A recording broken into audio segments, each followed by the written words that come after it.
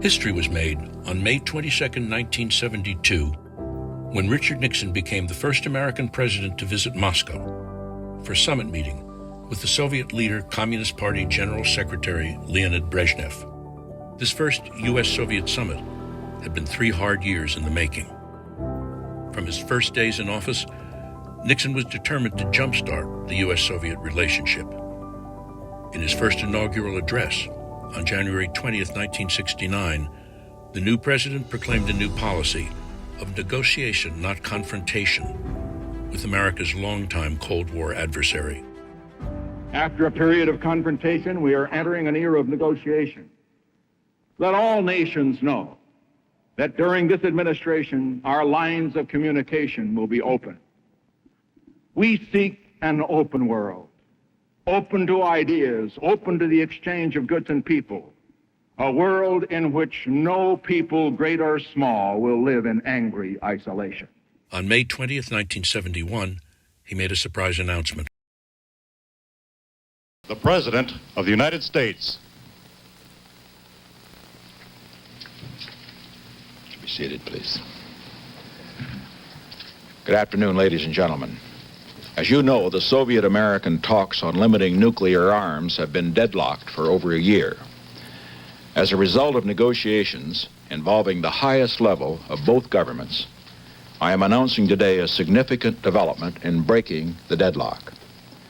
The statement that I shall now read is being issued simultaneously in Moscow and Washington. Washington, 12 o'clock, Moscow, 7 p.m.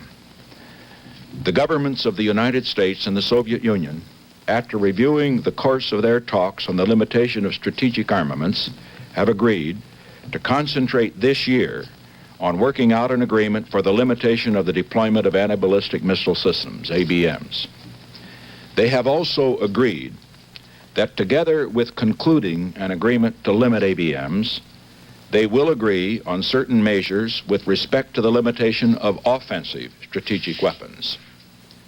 The two sides are taking this course in the conviction that it will create more favorable conditions for further negotiations to limit all strategic arms. In September, his new Soviet policy, known as détente, resulted in the Berlin Agreement. For a quarter century, the divided city had been a serious stumbling block in U.S.-Soviet relations. Its removal made the road to the summit smoother. 3 weeks later, the president took Washington by surprise when he dropped by the West Wing's press room to announce that he would visit the Soviet Union in May 1972. Planning for the May U.S.-Soviet summit, in public and behind the scenes, was going smoothly with discussions about science, health, the environment, trade, and space, as well as nuclear arms. Then suddenly, on March 30th, the North Vietnamese launched a sweeping attack as the main force of its army, some 120,000 troops, flooded across the neutralized DMZ into South Vietnam. In Washington, the State Department publicly announced that Soviet arms were supporting the invasion. This major offensive presented a major problem. How could the American president go to Moscow when Soviet money and materiel were endangering American and South Vietnamese soldiers and lives? The fighting escalated, and the North Vietnamese refused to negotiate. And on May 8th, the president spoke from the Oval Office.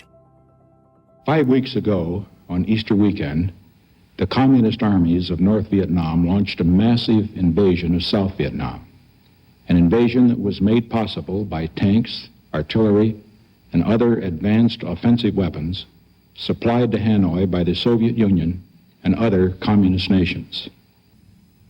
I have therefore concluded that Hanoi must be denied the weapons and supplies it needs to continue the aggression.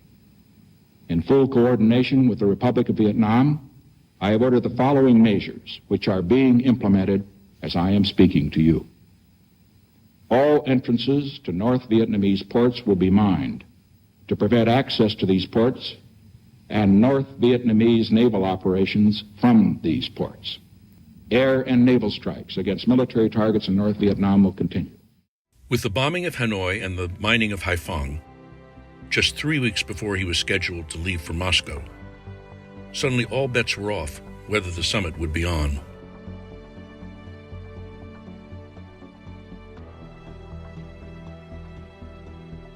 I don't want the Europeans to get the feeling, any more than the American people to have the feeling that we will pay any price in order to sit down with the Russians.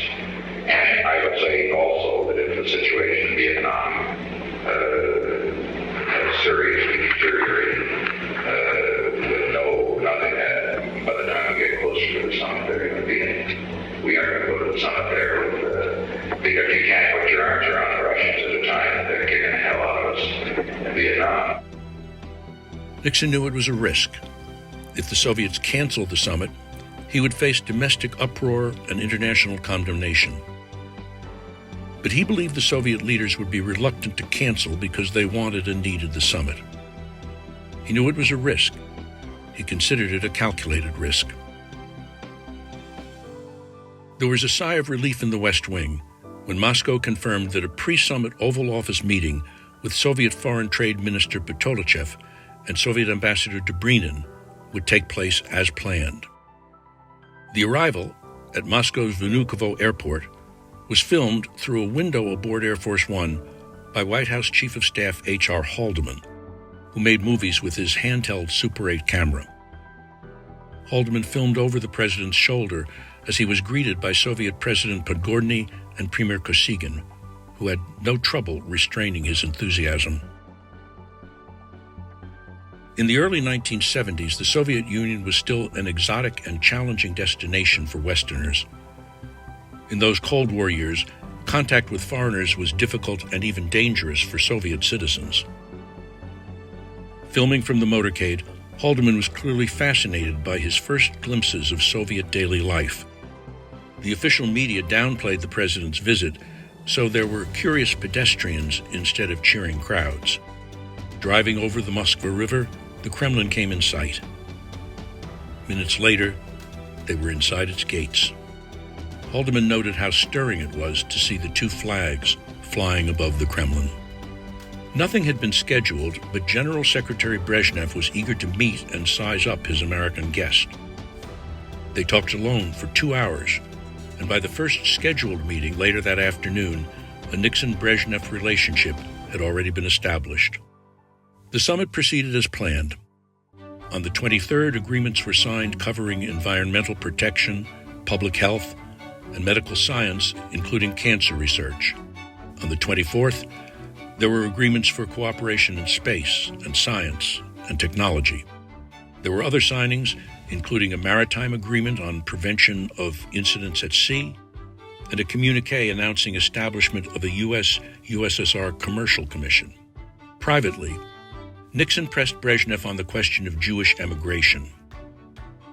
From 1968 to 71, only 15,000 Jews had been allowed to emigrate. In 1972, the number jumped to 31,000, and in 1973 to 35,000. Signing the most important treaties, the ones reducing nuclear weapons, was scheduled for last. And right up to the last minute, it seemed possible that they weren't going to be signed.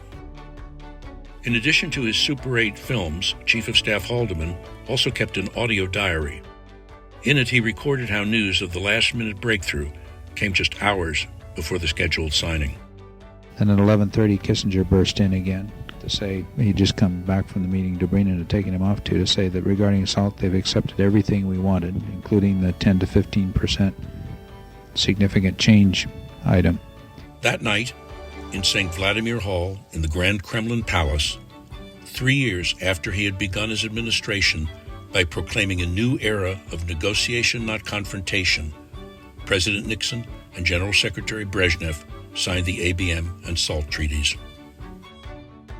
Although the contrast wasn't as great as with the opening to China, in many ways, the policy of détente with the Soviet Union could only have been initiated by a veteran Cold Warrior like Richard Nixon. He was pleased with the practical results of what he called a working summit. But always a realist, he considered détente, or hard-headed détente as he called it, was a means to an end, not an end in itself. Haldeman made a diary note of what Nixon said about U.S.-Soviet détente in general and the Moscow summit in particular. We welcome the opportunity to talk. It could be hopeful. It can change the relationships, but there is no reason for euphoria. There's no real change in either attitude. But the big fact overall is that the superpowers know that if there's a conflict, there are no winners now, only losers. And neither of us will allow the other to gain an advantage. So if SALT breaks down and the Soviet continues their buildup, then the U.S. must also build up. So the two great powers have a common interest in limiting the arms race and negotiating the areas where they rub, such as Berlin, the Middle East, Southeast Asia, the Caribbean, etc. We look to this period to continue to maintain our strength, to continue to negotiate with the Soviets, and to work on our new relation with China. We're on a very high wire. The first Soviet summit was the breakthrough, the demonstration that détente was working. And the historic SALT Treaty was an important part of Richard Nixon's goal and legacy of fashioning a full generation of peace.